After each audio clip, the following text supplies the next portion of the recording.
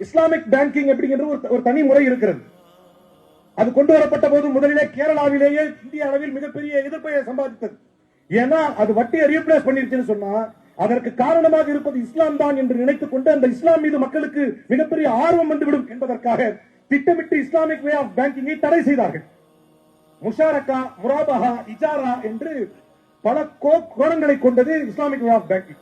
ஒரு பொருளை வாங்கும் பொழுது நீங்கள் கொடுக்கும் போதே இஜாரா என்றால் லீஸ் டு ஹோல்ட் அப்படின்னா ஒரு பொருளை கொடுக்கும் பொழுதே அதற்கு ஓனராக பொருள் உங்க கையில இருக்கும், ஓனர்ஷிப் உங்க கையில இருக்கும், இஸ்லாமிக் பேங்க் கையில இருக்கும்.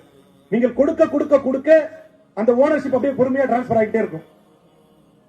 முஷாரக்கா என்றால் அவர் பார்ட்னரா இருப்பார், முராபஹா என்றால் அதில் வரக்கூடிய லாபத்துல பார்ட்னரா இருப்பார். இப்படி என்றைக்கோ அண்ணன் சொல்லி சுட்டி காட்ட மாதிரி இந்த பிராக்டிகல் டிபிகல்டிஸ் களையறதுக்கு என்றைக்கோ பல திட்டங்களை முஸ்லிம்கள் கொண்டு வந்தார்கள். இஸ்லாமிக் வே ஆஃப் பேங்கிங் இருக்கு. ஆனால் அவைகள் எல்லாம் முட்டுக்கட்டை போடப்பட்ட சூழ்நிலையில் தான் இன்றைக்கு பைத்துல் மால்கள் முக்கியத்துவத்தை பெறுகிறது. ஒவ்வொரு ஊர்களிலே இன்றைக்கு பொருளாதாரம் ஓங்கி இருக்கக்கூடிய வேலைகளிலே பார்க்கிறோம்.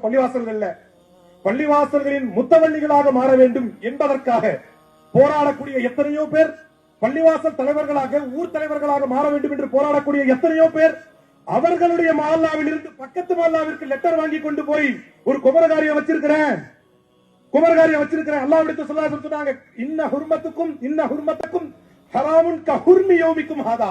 இந்த நாள் அரபாவுடைய நாள் எவ்வளவு புனிதமானதோ அவ்வளவு புனிதமானது ஒரு மூமினுடைய கண்ணியம் என்று சொன்னார்கள். ஒரு மூமின் தன்னுடைய கண்ணியத்தை இழந்து பள்ளிவாசல் வாசல்களிலே அஸ்ஸலாமு அலைக்கும் பாவா குமரகாரியம் வச்சிருக்கிறேன், உங்களாலான உதவியை செய்யுங்கள் என்று சொல்லும் பொழுது எதற்கோ நிரம்பு படைக்க பெருமை பேசும் முஸ்லிம் சமூகமும் அந்த ஜமாத்தார்களும் அந்த ஜமாத்தின் தலைவராக மாற வேண்டும் என்று நினைப்பவர்களும் இந்த இடத்தில் நம்முடைய ஜமாத் லெட்டர் பேட்ல எழுதி கொடுக்கிறோமே, எங்க ஊர்ல தான் வந்திருக்காரு, அவருடைய பெண்ணுக்கு உதவி செய்யுங்கள் என்று கொடுத்து அனுப்புகிறோமே, நாம் அல்லாஹ்விற்கு முன்னால் கேள்வி கேட்கப்படுவோம் என்கின்ற பயம் அந்த ஜமாத் தலைவர்களுக்கு இல்லாமல் போனது ஏன்?